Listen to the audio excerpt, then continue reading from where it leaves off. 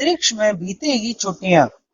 चांद और अंतरिक्ष की सैर के लिए और ज्यादा अत्याधुनिक यान चाहिए। इन प्राण 50 साल पहले भी चांद से घूम आया है। वहां जल और भोजन भी चाहिए। वैज्ञानिक इसे संभव बनाने के करीब है। पहले इंसान चांद पर कुछ पल रहकर लौट आता था, लेकिन इस बार वहां कुछ ज्यादा दिन रहने की योजना है। अतः तैयारियों को चाक चौबंद करने की कोशिश अमेरिका से भारत तक हो रही है। आपने क्या कभी कल्पना करने की कोशिश की है कि चांद की सतह कैसी दिखेगी? यूरोपीय अंतरिक्ष एजेंसी ईएसए ने चंद्रमा की सतह के एक दृश्य की कल्पना की। छत के साथ आवास का एक मॉड्यूल तैयार किया है। एक गैरेज भी कल्पना की है जहां चांद पर जाने वाले रोवर्स खड़े होंगे। इतने इंतजाम ही पर्याप्त नहीं है। चांद पर अंतरिक्ष यान के लिए प्रक्षेपण स्थल भी होगा, ऊर्जा उत्पादन के लिए और सौर सारणियां और खाद्य उत्पादन के लिए ग्रीन हाउस भी होंगे। वहां से दूर क्षितिज पर आप एक चमकीले ग्रह को देख सकते हैं। एक नीले संगमरमर की तरह हजारों सितारों से घिरी हुई अपनी पृथ्वी को आप देख सकते हैं। यह दृश्य जल्द ही वास्तविकता बनने वाला है। निकट भविष्य में अंतरिक्ष यात्री चंद्रमा पर रह सकेंगे, जल और बहुमूल्य खनिजों का दोहन कर सकेंगे। अमेरिकी अंतरिक्ष एजेंसी नासा का आर्टेमिस लॉन्च होने वाला है। दुर्भाग्य से उसमें कुछ तकनीकी खराबी आ गई, वरना 29 अगस्त को ही अमेरिका परीक्षण यान चांद की ओर बढ़ जाता। अमेरिका इंसानों को चांद पर भेजने के लिए ललायित है। साल 1972 के बाद कोई इंसान वहां नहीं गया है, लेकिन जल्द ही अंतरिक्ष पर्यटक एक नई मंजिल घूमते अंतरिक्ष होटल में होंगे। इंसान आसानी से अंतरिक्ष में रहेंगे, वहां काम करेंगे और छुट्टियां भी मनाएंगे, और यह सब अगले दशक के अंदर ही मुमकिन हो जाएगा। उपकक्षीय उड़ानें पहले ही लोगों के अंतरिक्ष की सैर करवा रही हैं। जरूरी नहीं है कि आप परीक्षित अंतरिक्ष यात्री हो। दिसंबर 2021 में एक समय में रिकॉर्ड 19 इंसान अंतरिक्ष में थे। अंतरिक्ष यात्रा को संभव बनाने के लिए शोधकर्ता हाई-टेक कंप्यूटिंग सिस्टम से लेकर चुंबकीय संयोजन टाइल तक सब कुछ विकसित कर रहे हैं, जो अंतरिक्ष आवास बनाने में मदद कर सकते हैं। भारतीय वैज्ञानिकों ने चंद्र रेजोलिथ के साथ अंतरिक्ष की ईंटें बनाने का एक स्थायी तरीका भी खोज लिया। वैसे हम भारत के अब तक के सबसे महत्वाकांक्षी अंतरिक्ष अभियान मानव सहित अंतरिक्ष यान के लिए गगनयान कार्यक्रम की शुरुआत से महीने दूर है। इस दिशा में वैज्ञानिक विकास का मतलब यह भी है कि पृथ्वी में जो मुद्दे हमें परेशान करते हैं वह अंतरिक्ष में भी करेंगे। अंतरिक्ष यात्रा की गतिविधियों को सुनियोजित करने से लेकर कचरे की बढ़ती मात्रा से निपटने तक हमें बहुत संभल कर चलना होगा। दुनिया में भावी अंतरिक्ष यात्राओं को लेकर तरह तरह की चर्चाएं चल रही हैं। हालांकि अधिकांश लोग इसके लिए उत्साह अभी चिंताओं से कई अधिक है। तकनीकी चुनौतियां एक तरफ है, लेकिन अंतरिक्ष यात्रा का विचार सपने बेचने जैसा है, जो पहले से कई अधिक आसान लगने लगा। अंतरिक्ष पर्यटन ने पिछले वर्ष एक विशाल छलांग लगाई। अब भारत में भी अंतरिक्ष पर्यटन के लिए स्वदेशी क्षमता विकसित करने पर काम कर रहा है। उस दिशा में पहला बड़ा कदम मानव अंतरिक्ष उड़ान। पहला मील का पत्थर तो चंद्रमा ही है, उसके बाद ही निगाह मंगल पर की जा सकती है।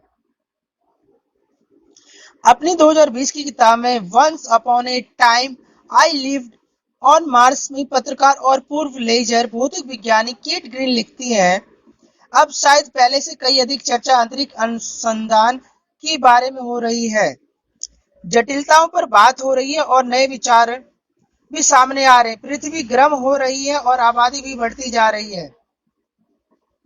धरती पर उपलब्ध संसाधन तेजी से आसमान रूप से वितरित हो रहे हैं। एक भावना है कि कम से कम कुछ लोग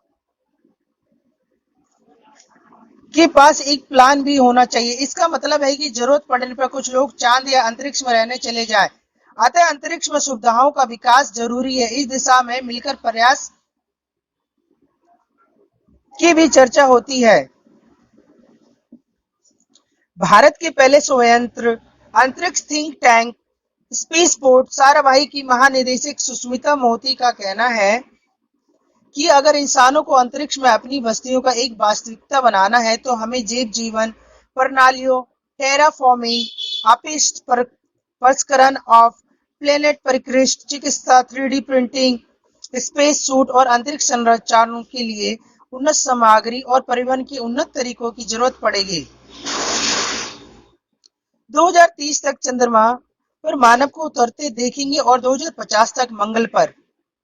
मैं इस मध्य शताब्दी तक चंद्रमा और मंगल दोनों पर इंसानी ठिकानों का कल्पना करता हूं, हालांकि यह नहीं सोचता कि बड़ी इंसानी आबादी वाली बस्तियां अगले 50 वर्षों में वहां स्थापित होगी। भारत के अंतरिक्ष इतिहास में अगस्त एक महत्वपूर्ण महीना है। 15 अगस्त 1969 की भारतीय अंतरिक्ष अनुसंधान संगठन इसरो की स्थापना की गई थी, जिसने 1962 में केंद्र सरकार द्वारा स्थापित भारतीय राष्ट्रीय अंतरिक्ष अनुसंधान समिति स्कोस्पार की जगह ली थी। इसके ठीक 3 साल बाद अंतरिक्ष आयोग और अंतरिक्ष विभाग की स्थापना हुई। 1975 में भारत का पहला उपग्रह आर्यभट्ट प्रक्षेपित किया गया था। चंद्रयान 1 2008 और मार्स ऑर्बिटर मिशन 2013 के बाद भारतीय अंतरिक्ष कार्यक्रम लंबा सफर तक तय कर चुका है। धीरे धीरे वैश्विक दौड़ में पहचान बना रहा है। 2023 में भारत सरकार की गगनयान कार्यक्रम शुरू करने की योजना बना रही है। गगनयान के हिस्से के रूप में अब तक 2 मानव रहित मिशन और 1 मानव 2024 के लिए लक्षित की योजना बनाई गई है।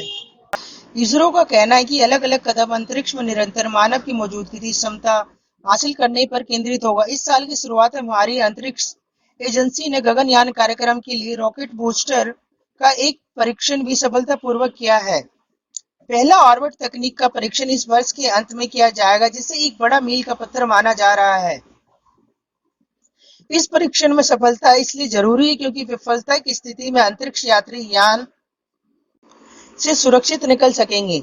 स्पेस किड्स इंडिया के संस्थापक और सीईओ श्रीमती केशन कहती हैं, व्यक्तिगत रूप से मैं बहुत रोमांचित हूँ गगनयान के बारे में। मुझे लगता है कि अंतरिक्ष के प्रति उत्साह रखने वाला हर व्यक्ति इसके लिए तत्पर है। विंग कमांडर राकेश शर्मा के बाद 1984 में कोई भारतीय अंतरिक्ष यात्रा पर नहीं गया।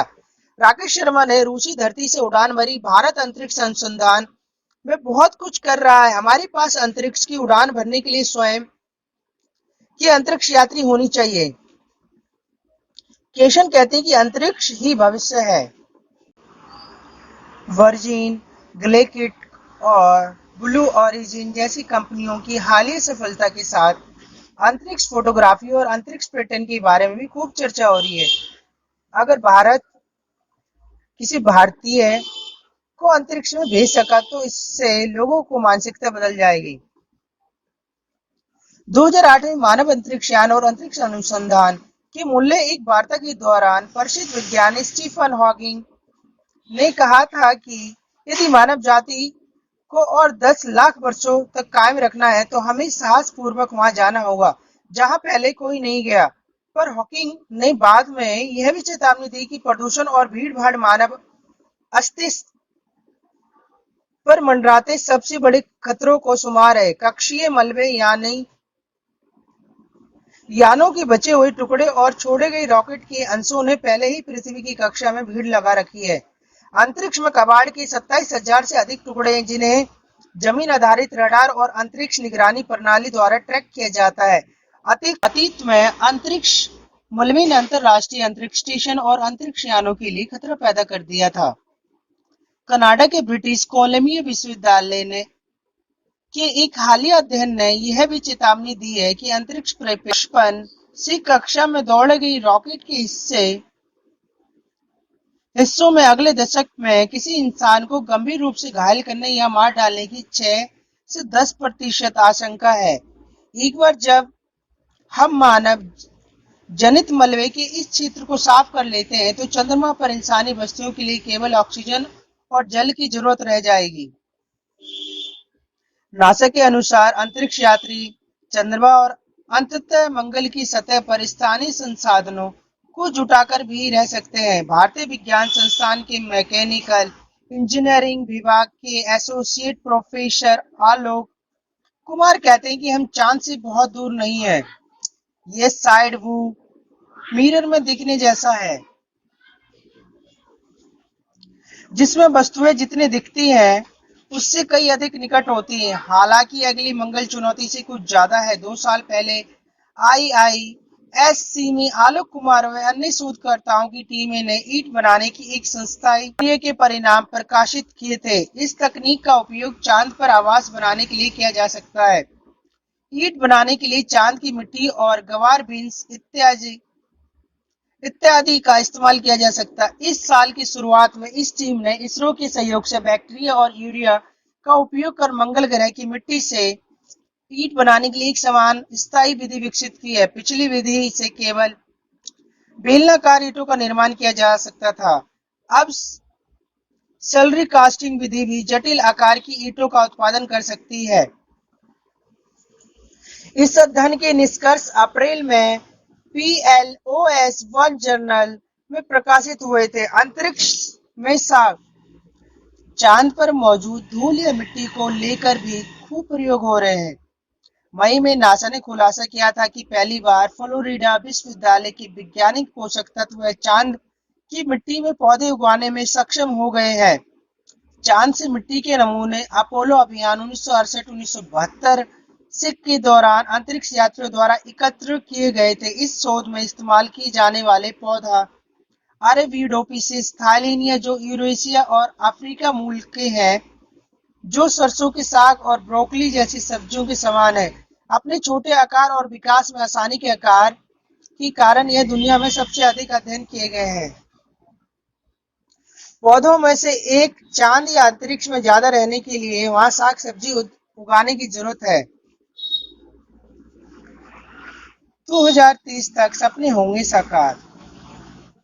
$600 अरब से ज्यादा का होगा जाएगा दुनिया में वैश्विक अंतरिक्ष उद्योग। अंतरिक्ष या चांद की सैर एक सामान्य बात हो जाएगी। अंतरिक्ष यात्रा पर ले जाना ले आना एक बहुत राष्ट्रीय उद्यम होगा।